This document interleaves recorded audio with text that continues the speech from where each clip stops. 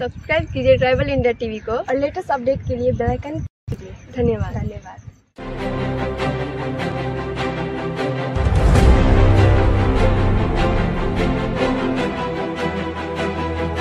आज हम अंडमान निकोबार के एक ऐसे छोटे से द्वीप समूह की बात करने जा रहे हैं जिसे स्ट्रेट आइलैंड के नाम से जाना जाता है। इस द्वीप में दुर्लभ जनजाति के परिवार रहते हैं। बहुत छोटी आबादी है। इस टापू में बाहरी लोगों का आना जाना, तस्वीरें उतारना पूरी तरह प्रतिबंध है। सरकार के द्वारा है इन आदिम जनजाति के परिवार के लोगों की जरूरतों को पूरा करने के लिए विश्वसनीय टीम भेजी जाती है। बहरहाल अंडमान के इस छोटे से स्ट्रेट आइलैंड जहां दुर्लभ जनजाति के परिवार रहते हैं, उसी परिवार की एक बेटी ने सारे मिथ्या तमाम तरह के कयासों पर एक तरह से विराम लगाते हुए इतिहास रच दिया है। इस आदिम जनजाति की बेटी का नाम टेचा है। छोटे से टापू से बाहर निकलकर बेटी टेचा ने अपनी मेहनत, अपनी लगन से एक इतिहास रच दिया, एक मिसाल कायम की। अपनी प्रतिभा, अपनी क्षमता को उसने साबित की। साधारण कद काठी की दुर्लभ आदिम जनजाति की बेटी ने स्टेट आइलैंड ही नहीं, पूरे अंडमान निकोबार या कह लीजिए पूरे देश का मान बढ़ाया है। बेटी टेचा से ट्राइबल इंडिया टीवी के संवाददाता मनोज सरन ने बात की। उसने बहुत ही सहज होकर बातें की। अपनी कामयाबी पर इतराती नहीं है, बल्कि सहज और सरल बनकर अपने लक्ष्य को हासिल करना चाहती है। बहुत बहुत स्वागत है आपका। Thank you sir. सबसे पहले तो आप ये बताइए कि आप कहाँ पर रहती हैं, उस आइलैंड का नाम बताइए। हम स्ट्रेट आइलैंड में रहती है। वहाँ पे अंडमानीज जनजाति ट्राइब्स रहते हैं। वहाँ पे आना जाना मना है। वो रेस्ट्रिक्टेड एरिया है और सिर्फ हमारे जनजाति के लोग ही वहाँ आ जा सकते हैं। आपके घर में कौन कौन है? माता पिता? मेरी माता नहीं है। जब मैं 6 साल की थी तब उसका देहांत हो गया था। मेरे पिताजी है। मेरे 3 बड़े भैया हैं। उनमें से एक बड़े भैया ने सबसे पहले इंजीनियर की डिग्री ली है, जो क्लियर कर चुका है। और मेरी एक छोटी बहन है जो अभी 11th क्लास में पढ़ रही है। तो ये पढ़ने का जो जज्बा आया, जो शौक़ आया, कैसे आया? मतलब कभी कुछ कमी बेसी हुई आपके लाइफ में कि कोई ऐसा समय आया जब आपको लगा कि मैं आगे नहीं पढ़ पाऊँगी? मेरी इंस्पिरेशन मेरे भैया थे, जो वो अपने स्ट्रगल कर करके अपनी पढ़ाई कर रहे थे। उनको देख के मैंने सीखा है कि कभी कोई कुछ भी प्रॉब्लम हो जाए तो हमें हार नहीं मानना चाहिए, हमें पढ़ते रहना चाहिए। आपको जो करना है, जो आपका ड्रीम है, एम्बिशन है, आप उसे फॉलो कर सकते हो। भले ही आपके रास्ते में जितनी भी तकलीफ़ें हो, कभी कुछ प्रॉब्लम आ जाए, कुछ भी हो सकता है। तो मेरे भैया ने मुझे बहुत सपोर्ट किया है। उन्हीं ने मुझे डॉक्टर बनने का एक जज्बा दिया है कि आप कर सकती हो, आप मेरी छोटी बहन हो, आप कर सकती हो। तो मैं इंजीनियर डिग्री ले सकता हूँ, तो आप डॉक्टरी की भी डिग्री ले सकते हो। तो पढ़ाई कहाँ से की आप? मैंने स्ट्रेट आइलैंड से निकल के छोटे में जो हमारे गुरु है प्रशित सर, उन्होंने बहुत हेल्प की है। मैं निकल के वीकेवी स्कूल में पढ़ी हूँ 10th तक, रांची टेकरी स्कूल पे। फिर उनके बाद मैं वहाँ पे 10th तक था, तो हमारे वहाँ उसके आगे पढ़ाई नहीं हुई। तो 11th 12th मैंने गर्ल्स स्कूल से की है और हॉस्टल में रह के गई है। हमारे यहाँ पे मतलब हॉस्टल में ही रह के ज़्यादा पढ़ाई अच्छा से होता था। तो आपने नीट कब निकाली? मैंने इस साल ही निकाली है। जनवरी 17 में, जुलाई 17 में कुछ एग्ज़ाम, नीट के एग्ज़ाम थे। मैंने उस टाइम ही क्लियर किया था। मुझे नहीं पता था कि मैं पास आउट हो जाऊंगी, कि मुझे मिल जाएगा करके। मैं श्योर नहीं थी, बट मेरे भाई के सपोर्ट से मैं ट्यूशन लेके पढ़ के आगे बढ़ी हूँ। तो डॉक्टर बनने की ख्वाहिश थी, आप सोच रहे थे कि मैं डॉक्टर बनूंगी। तो अब चूँकि आपका एडमिशन हो गया, तो ये कहाँ पर हुआ आपका? मेरा admission Andaman and Nicobar islands institute of medical science में हुआ है, जो यहाँ के एनम्स के नाम से जाना जाता है। वहाँ पे मेरा एडमिशन हो चुका है और मेरा अभी क्लासेस भी चल रहा है। सिंस मैं 3 दिन से अभी शुरू होकर 3 दिन हुआ हूँ और कल मेरा फर्स्ट मतलब 4th डे होएगा, तो वो अच्छा बहुत अच्छा चल रहा है। वहाँ का पढ़ाई भी बहुत अच्छा है। तो ये जो आपकी पढ़ाई के जो खर्चे थे, चाहे यूनिफॉर्म हो या किताबें हो, तो ये किसके द्वारा आपको प्रोवाइड कराया गया? ये हमारे वहाँ ट्राइबल डिपार्टमेंट है जिनका नाम है अंडमान आदिम जनता विकास समिति। वो हमें हर तरह की फैसिलिटीज़ प्रोवाइड करते हैं। जहाँ हमें कहीं कुछ ट्यूशन जाना हो तो वो हमें वहाँ के सारे फीस भरते हैं और हमें फ्री कर देते हैं कि आप जाके पढ़ सकते हो, और हमें हर जगह सपोर्ट करते हैं। हमारे नोटबुक, बुक्स, यूनिफॉर्म्स और भी बहुत सारे फैसिलिटीज़, कहीं हमें एडमिशन लेना हो या फिर कहीं हमें जाना हो, मेडिकल्स तक का भी जो हमारा खर्चा वर्चा है वो AJVS देखता है। जब हम पढ़ने शुरू करी, जो हमें सपोर्ट मिल रहा था हमारे लिए वो बहुत ज़्यादा था कि हमें पढ़ने को मिल रहा है। कुछ लोगों को शायद पढ़ाई का भी नसीब नहीं होता है, तो हमें आगे पढ़ने का मौका मिल रहा है, हम पढ़ रहे हैं, तो हमें उसमें सबसे ज़्यादा खुशी हुई कि वे हमें पढ़ाने में, बढ़ाने में समक्ष है, अच्छे है कि हमें आगे बढ़ना है, एजुकेट होना है, तो वो हमें सपोर्ट करते हैं। तो वो चीज़ हमारे लिए सबसे ज़्यादा महत्व करते हैं। तो कभी भी स्कूल में या समाज में ऐसा कुछ हुआ कि लोगों ने आपको रोकने की कोशिश की कि तुम आदिम जनजाति की बेटी हो और तुमसे कुछ नहीं होगा, तुम कुछ नहीं कर पाओगे, ऐसा कुछ सुनने को मिलता था या लोगों के द्वारा हमेशा सपोर्ट मिला? ऐसा कभी नहीं सुनने मिला। यहाँ के लोग बहुत अच्छे हैं जो हमें हर मौके पे हमें सपोर्ट करते हैं। कभी मुझे गलती से भी कोई पूछ लेते हैं कि कौन से ट्राइब से हो, मैं बताती हूँ तो वो हमें और सपोर्ट करते हैं। वो बोलते हैं कि शाबाश, अच्छे बच्चे, आप और बढ़ सकते हो और आगे कर सकते हो। तो उस हिसाब से यहाँ से किसी ने ऐसा कुछ नहीं कहा, सब हमें सपोर्ट ही कर रहे थे। हमारे दर्शकों को बताइए कि आप कौन से ट्राइब से हैं? मैं ग्रेट अंडमानीज ट्राइब से हूँ, अंडमान निकोबार ट्राइब। कितने परिवार होंगे वहाँ? अभी टोटल 76 जन है, 23 कुछ फैमिलीज है।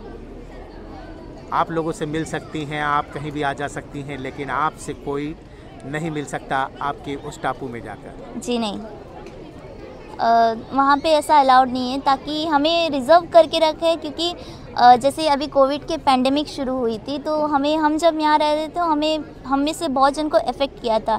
तो हमें वो एक आइलैंड में हमें कैद नहीं बोलेंगे, वो हमें सेफ़ रखने के लिए हमें एक आइलैंड में रखे थे, ताकि आगे हमारी जो जनसंख्या है अभी बहुत कम है।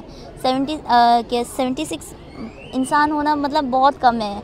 एक हमारे अप्रॉक्स 100% इंसान भी नहीं है, तो उस वजह से हमारे लिए बहुत ख़तरा था पेंडेमिक के लिए। तो वो हमें एक आइलैंड में रिज़र्व रखे थे ताकि हमें कोई प्रॉब्लम ना हो। इवन हमें डिपार्टमेंट की तरफ से राशन जो है वे हमें आइलैंड तक पहुंचा के देते थे और हमें बोलते थे कि आप लोग यहीं रहिए, यहीं पढ़िए जब तक पेंडेमिक ख़त्म नहीं होता। जैसे ख़त्म हुए तो हम सब अपने नॉर्मल लाइफ में व्यस्त हो गए। हाँ, थोड़ा से मुश्किल था कि वहाँ पे कोई इंटरनेट कनेक्शन या फिर नेटवर्क्स नहीं है, तो पढ़ने में थोड़ा मुश्किल हो रहा था कि कैसे पढ़ेंगे, कहाँ जाएंगे, कौन पढ़ाएगा हमें। तो उस हिसाब से हमें उस टाइम थोड़ा प्रॉब्लम था, बट यहाँ आके जब सेटल होना शुरू करे तो सब नॉर्मल हो गया। तो वहाँ इस तरह की नेटवर्क नहीं है, किसी भी तरह की कोई मतलब कि आपके वो नेटवर्क से काम नहीं हो सकता, मोबाइल भी नहीं काम करता है क्या वहाँ?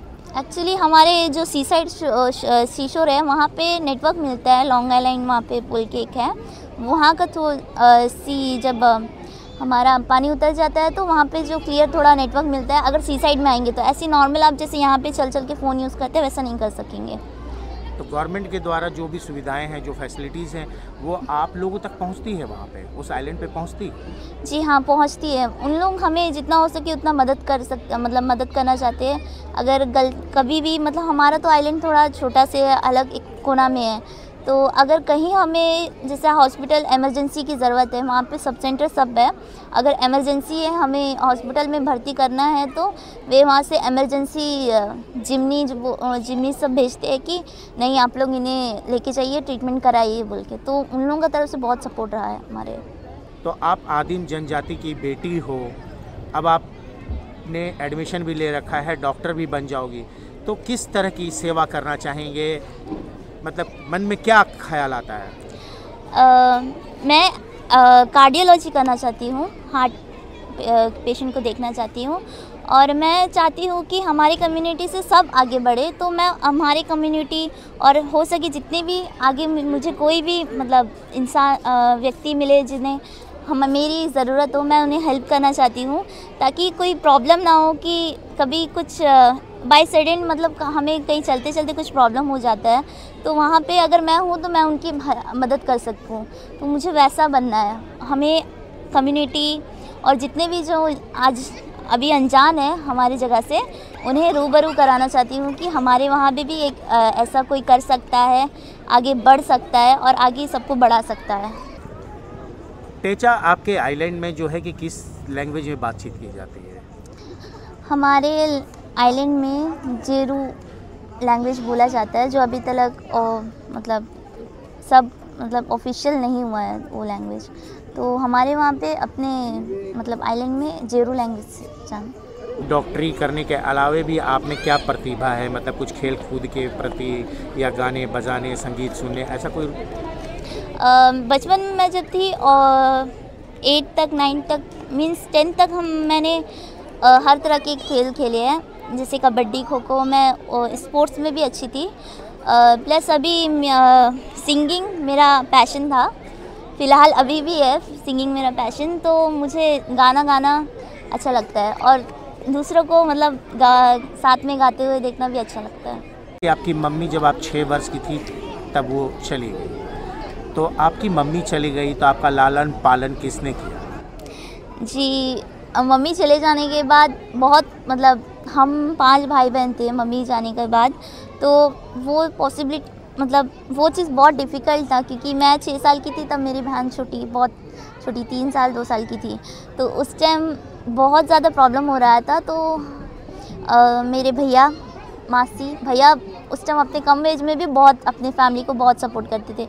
मासी और भी बहुत जन मतलब बड़ी मम्मी बहुत जन थे, सपोर्ट करते थे कि पढ़ाएंगे करके। उन्हीं लोगों की वजह से शायद मैं पढ़ना सीखी हूँ। आपने बहुत सारा कष्ट सहा, बहुत सारा दुख मिला और आप जब इतनी बड़ी उपलब्धि भी हासिल कर ली है आप, तो आपको लगता होगा ना कि माँ होती तो भाग के मैं जाती, माँ से लिपटती, माँ मुझे प्यार करती, माँ मुझे आशीर्वाद देती, माँ के कंधे पे सर रखती, हंसती, बोलती, रोती, वो कमी तो खलती होगी ना? बहुत ज़्यादा।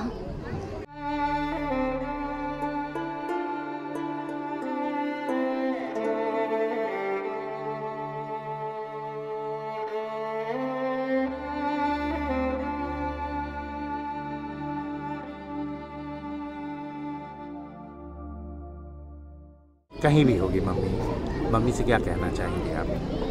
चेता क्या कर रही है? मैं चाहूँगी कभी मम्मी हो तो मैं यही बोलना चाहूँगी कि जहाँ है खुश रहिए, आपकी बेटी अच्छी कर रही है, आपकी बेटी बाकी सब मतलब अपने भाई बहन को और ज़्यादा सपोर्ट करेगी। मेरी छोटी बहन है, उनको भी आगे बढ़ाने चाहूँगी, मतलब वो भी आगे बढ़े, उन्हें लॉ बनने का सपना है, लॉ करना है, IPS वो करना है, तो मैं चाहूँगी उनको भी मैं बढ़ा दूँ। तो वही चाहेगी कि मम्मी जहाँ भी हो खुश रहे और हमें आशीर्वाद देते रहे। तो वैसा कोई गीत जो आपको अपनी माँ याद आ रही हो, कुछ ऐसा गाना जो आप 2 लाइन भी गुनगुनाना चाहती हैं, तो अपने दिल से गुनगुना दीजिए। वो एक गाना है ना, लुका छुपी बहुत हुई, वो वाला गाना बहुत हार्ट टचिंग है।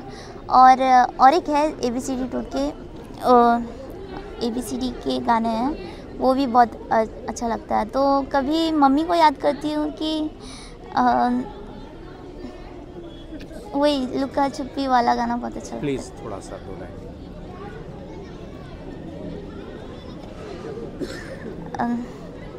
लुका छुपी बहुत हुई, सामने आ जाना, कहाँ कहाँ ढूंढा तुझे, थक गई है अब तेरी माँ, आजा सावरे मुझे तेरी कमी धुंधला गई है, ये नमी आ जाना।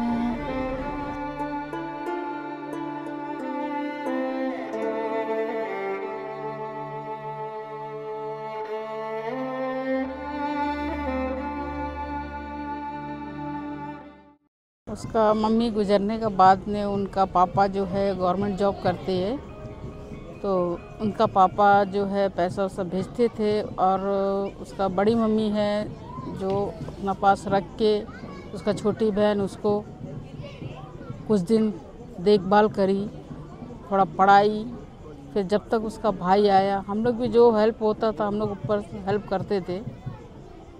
जैसा जैसा उसका भाई अपना थोड़ा आते गया, उसका भाई भी उसका हेल्प किया।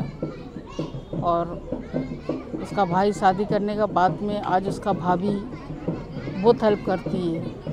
इसमें उसका भाई के ऊपर भी गर्व है, उसका भाभी के ऊपर भी हमको गर्व है कि एक भाई, बहुत कम भाई भाभी एक अपना बहन को इतना आगे तक लेके जाने के लिए सहायता करेंगे। हम लोग को पूरा स्टेट आइलैंड का जितना ग्रेट अंडमान से सबको गर्व है बच्चा के ऊपर कि हमारा बच्चा इतना तक आके आज एक डॉक्टर बना बच्चा। टेचा के बारे में आप क्या कहना चाहते हैं? टीचर के बारे में कुछ बोल नहीं सकती, क्योंकि उसने मेरे लिए शब्द ही नहीं छोड़े। बस एक बात कह सकती हूँ कि मैं इस पर बहुत ज़्यादा प्राउड फील कर सकती हूँ। ये असल रियल सेलिब्रिटी है, इसको सेलिब्रिटी बोला जा सकता है। सेलिब्रिटी तो ऐसे बहुत सारे हैं जो रील्स बनाते हैं, मूवीज़ करते हैं, लेकिन सेलिब्रिटी एक्चुअल में ये है।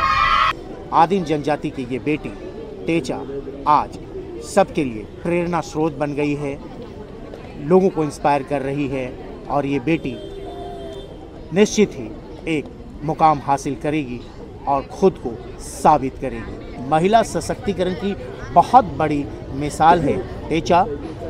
और आप जुड़े रहिए ट्राइबल इंडिया टीवी में, ऐसे ही प्रतिभाओं से, ऐसे ही शख्सियतों से हम आपको रूबरू कराते रहेंगे। और अगर अब तक आपने ट्राइबल इंडिया टीवी को सब्सक्राइब नहीं किया है तो जल्दी से YouTube पर जाइए, सर्च करिए ट्राइबल इंडिया टीवी और इसे सब्सक्राइब करिए।